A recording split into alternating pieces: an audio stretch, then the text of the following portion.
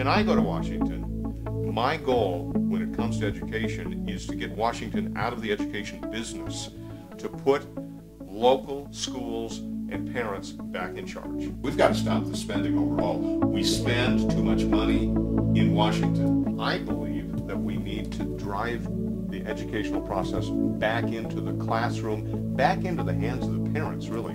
I believe in parental choice. Washington, on the other hand, believes that they know best. So they put in place rules that drive the system from the top down. We've got to get rid of them. And you can ask any teacher. My family, we have a long line of teachers. Those policies that they set are almost impossible to implement in the classroom. And so you get this discombobulated effect of teachers actually trying to implement what the state boards think is best. Really not what's best for the kids. Who's in charge of the kids in the first place? Is it the government or is it the family? Parents need to be given that authority and that responsibility, and it's really hard when Washington is driving all of the policies. There's a lot of political correctness in education that I'd like to just get rid of, and again, move it down to that lowest common denominator.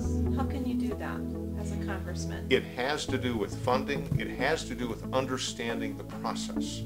Every child is different. Education works well when that education works for that child, not just for the norm or the standard. Now, what will you say when the general population, the general voter says, we need to give more money, we need to pay our teachers more so the quality goes up? When you look at school systems that have an abundance of cash, they don't have the highest academic performance. And then where do we spend our money? Well, again, if you start from the top down, the bureaucracy ends up eating up half of it until you get down to the student-teacher side, and you've missed most of it. Because we've got to stop the spending overall. We spend too much money in Washington. We don't have those dollars. Those are borrowed dollars put on the backs of our children. So if we're spending dollars that we don't have, building up a debt on education, how's that helping our kids?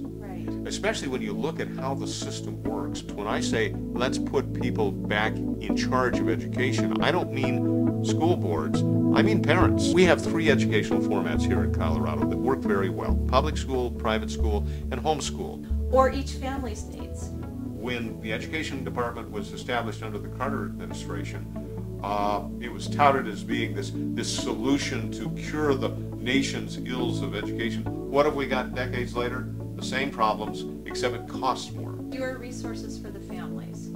Fewer mandates from the federal government, and let the states free up the families. I want to make sure federal law doesn't get in the way of education between the student and the teacher. Simple as that.